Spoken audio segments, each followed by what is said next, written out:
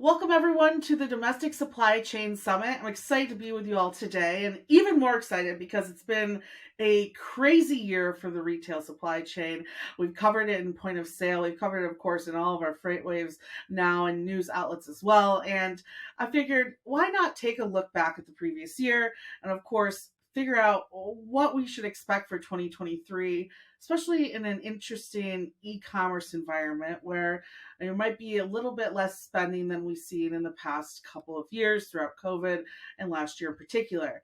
And as funny as it goes, right about this time last year, I got to speak with the wonderful John Gold, who is the Vice President of Supply Chain and Customs over at the National Retail Federation. And I'm happy to welcome you here again, John. Thank you so much for joining us for a nice little recap of what we've seen this past year. Thanks, Grace. Good to see you. Looking forward to having a discussion today. Of course, and here's the best part. We're going to look at some of the things that you were predicting for 2022, kind of a recap of what your thoughts were and see exactly how it turned out. And I will say it's been a pretty crazy year. But last year when we chatted, there's a couple of areas that we mostly focused on. One, better visibility of global shipments. Two, reshoring, and retailers, of course, bringing their supply chains in-house through various M&A actions and just focusing on logistics from in their own four walls as well. So of those three different predictions in those three areas, reshoring, visibility, and in-house logistics, what do you think worked out for retailers and merchants in 2022? And what possibly, from your perspective, did or did not improve in those areas? Look, I think coming into this year, and I think even going into next year, there was so much unpredictability about what was happening in the economy and on the global scale that I think folks are still trying to figure out kind of what's next in the supply chain. I think one of the big lessons learned coming out of COVID was the need to get better visibility throughout the system, both internally and externally.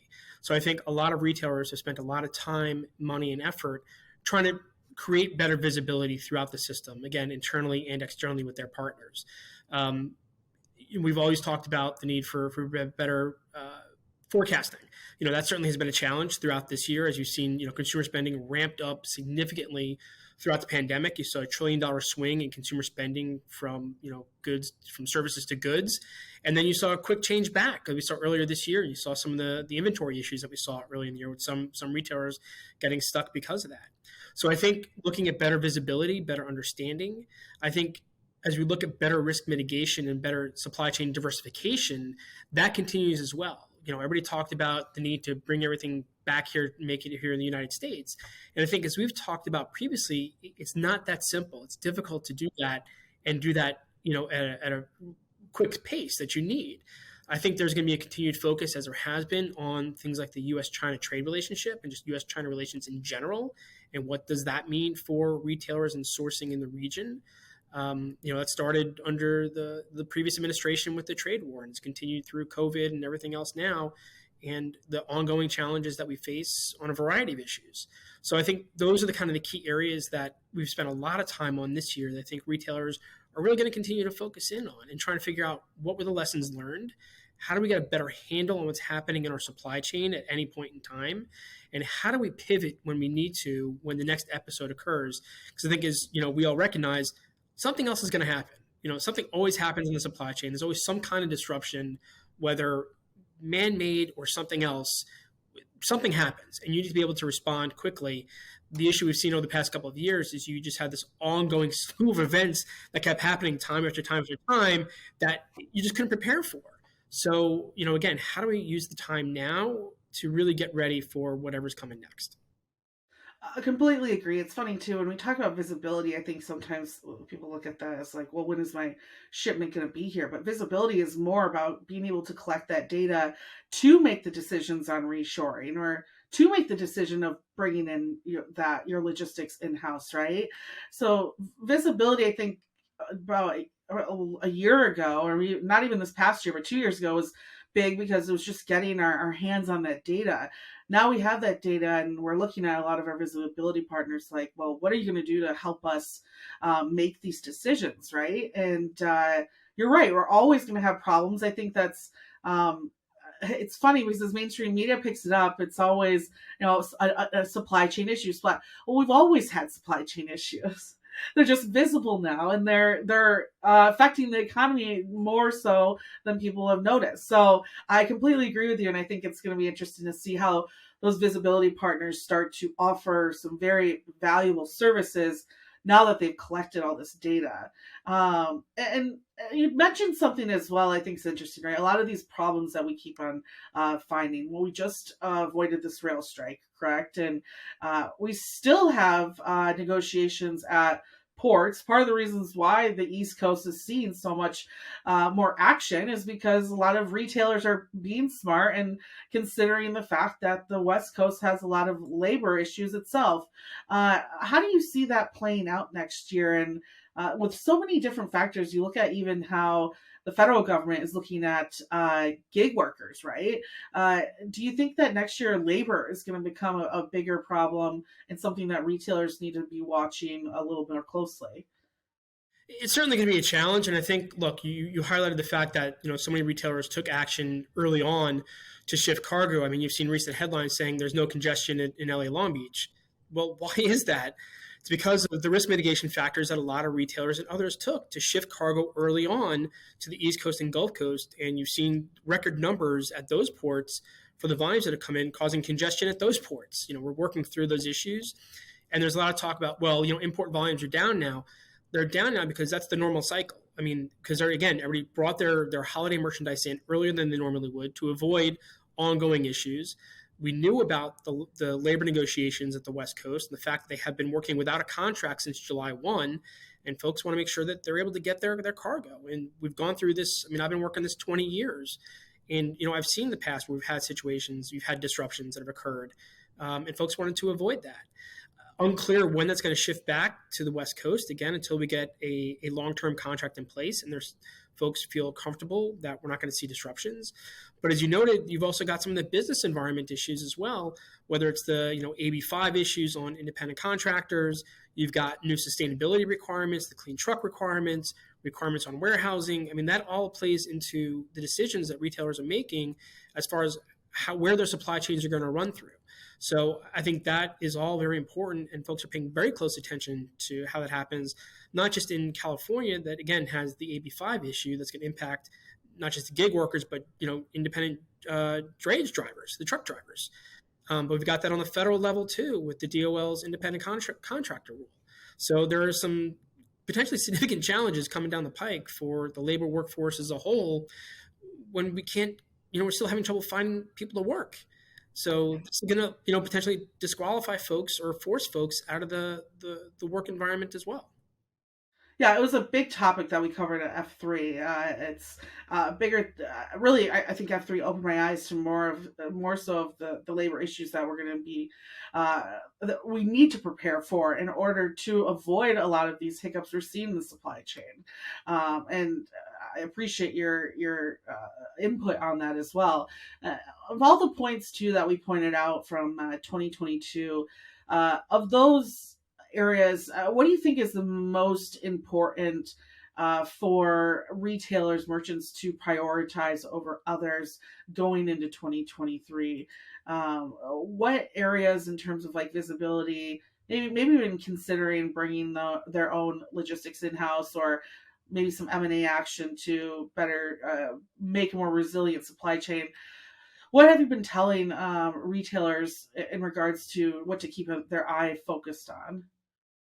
Yeah, and I think resiliency really is kind of the key point that everybody is really focusing in on, understanding all the ongoing challenges that we face and the ongoing uncertainty. I mean, look, we still have COVID issues in China. You still have lockdowns that are occurring that are impacting the workforce there. But there's so many other issues that are impacting the retail supply chain beyond that. I mean, you look at now enforcement on things like forced labor and ensuring you have a clean supply chain all the way back to where the raw materials come from, and trying to get that visibility, which has not been easy to do when you don't have that control, beyond tier 3 of your suppliers. To go back to where the cotton is grown is extremely difficult. So I think, the big part for not just for retailers, but for everybody in the supply chain is kind of that know your supply chain. Understand every segment along the way and try and get that visibility. I know it's extremely difficult.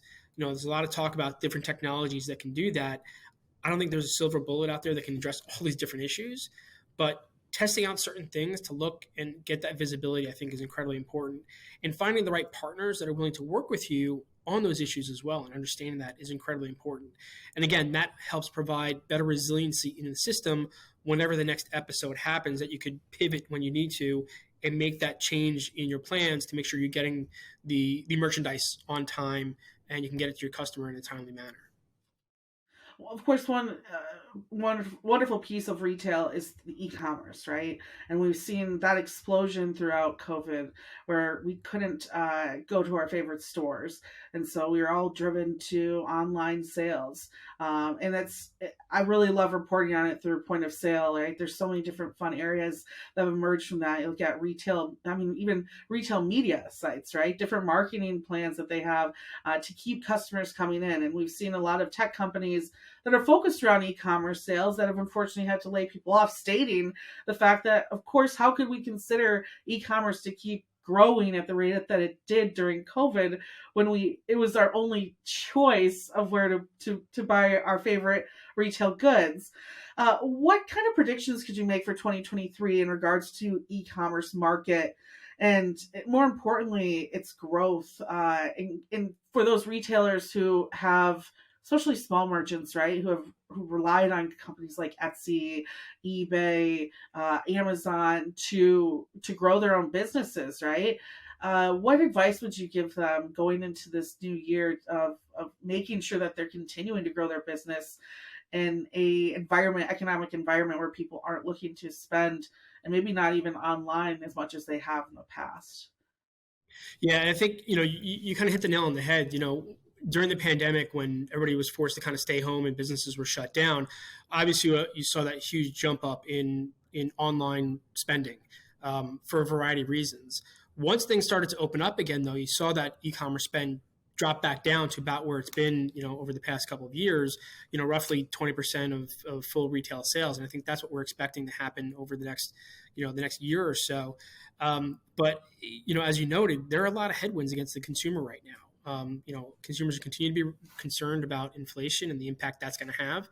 Hopefully, as many predict, we'll have a soft landing and won't be impacted too much by inflation, but it's an ongoing concern. So I think the way we're looking at e-commerce, I think the question is, how do you count an e-commerce sale these days? With some of the inventions that were done throughout the pandemic, when you have curbside pickup and buy online, pick up in store, does that count as an e-commerce sale, or does that count as an in-store sale because they're coming into the store to pick up the merchandise? So I think there's a question of how are you, each retailer might count that differently, and there's no standardization as far as how those sales are counted. Even by the government as well, there are some challenges on how retail e-commerce sales are counted. So I think that's probably one of the things that we're continuing to look at is that definition of what is an e-com sale and how does that go forwards. But I think e-com is an important part of the retail culture. I think the growth as we've seen throughout the pandemic and the ease that we've seen for folks to shop certainly has you've seen that growth continue. And I think many folks look at e-com and multi-channel as an important part of retail these days. Folks want to be able to shop however or whenever they want to, whether that's going to a store, doing it on a computer, on their phone, or whatever. So it is an important part of the mix, and I think it proved for a lot of smaller retailers the importance of that too, especially throughout the pandemic, that it is important for them to be able to get to the consumer and get to the markets. It's one thing to be able to sell; it's the other thing. Part of it is to deliver.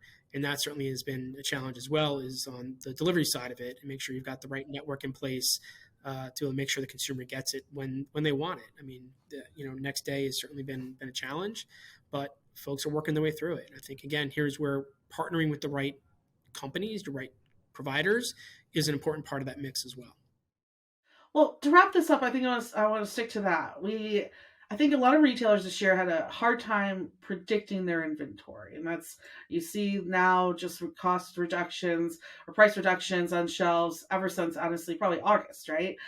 Even more so slash for Black Friday and holiday sales. If you could give advice to retailers on how to better predict their inventory for 2023, what would you tell them? If I had a crystal ball on how to do forecasting, I mean, look, forecasting has always been a challenge, even prior to the pandemic. But I think it just further shows the challenge you have on understanding your consumer. And I think the best part of this, or the best advice is really get to know your consumer. Use whatever tools necessary to understand what their buying patterns are and kind of where they expect to be. I think that's the most important thing for trying to get better forecasting. Again, that $1 trillion swing we saw from services to goods and then swing right back again as things opened up. I don't think anybody predicted it to happen as quickly as it did. And that's one of the reasons why you saw the inventory issues that a lot of retailers had earlier on this year. The expectation that folks were still going to be working from home, and they didn't. And they went back and traveling and entertainment and everything else. So the spending and the need for what the consumer wanted was different too. When you went back from moving from athleisure wear back to business wear, was a big change. Never needed the barbecue grills again because they bought them all last year. So it's getting an understanding of your consumer. So I think the advice there is again, try and find the partners that can really help you learn your customers' buying patterns and better help you to forecast what's coming next. I love that, and love having you on to wrap up every year, because we get a great idea of what to really focus on for 2023. Thank you so much, John, for joining us again today. It's been a pleasure. Great. Thanks, Grace. Good seeing you. Thank you. And for everyone else, enjoy the rest of the summit today.